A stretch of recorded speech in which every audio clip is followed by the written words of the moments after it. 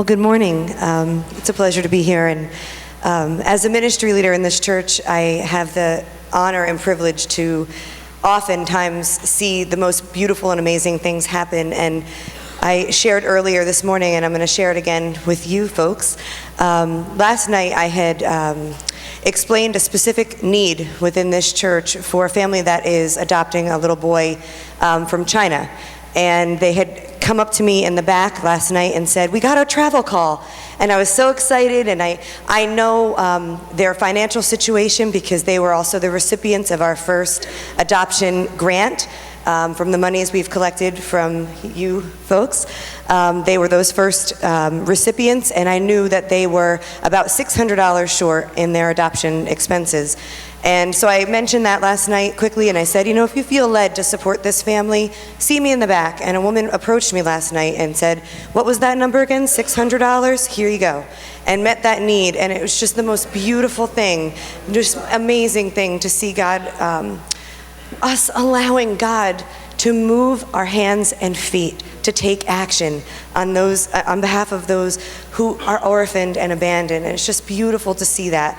Miriam's heart, on the slide behind me, I have some nuggets I want to chat with you about, and I also want to chat with you about this exciting concert we have coming up on Friday. We're just delighted to offer a night of worship and praise, celebrating the Father's heart, who not only pursued us, but compels us to go out and pursue others. Miriam's Heart functions in two capacities. We outreach.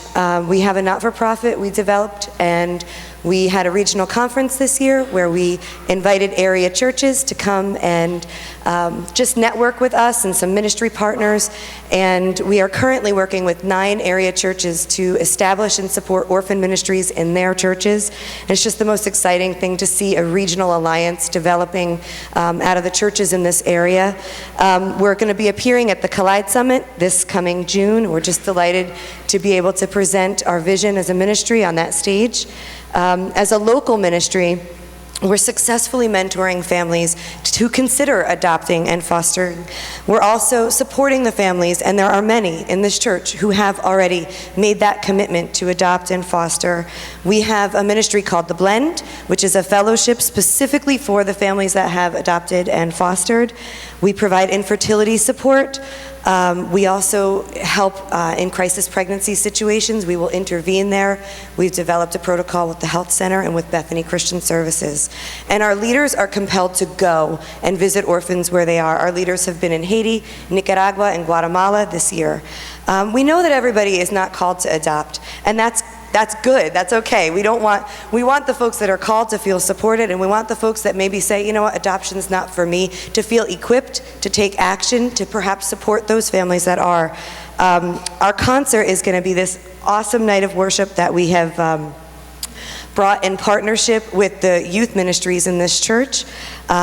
We will have Gia Lucid. She's a recording artist who has donated her time and her CD proceeds to Miriam's Heart Ministry. We will offer that night some information that will be alternatives to adoption. So if you want to take action, you don't know exactly how to plug in, we'll have anti-trafficking, advocacy opportunities, we'll have missions opportunities.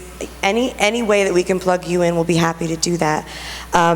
All the ticket proceeds will go to this ministry in this church to support those folks who have adopted or need some funding, and to continue our work here at Zarephath Christian Church. We have a table on the side. You can come chat with us afterward. We'd love to chat with you. It's Friday night, 7 o'clock, right here in the gym. Love to see you there.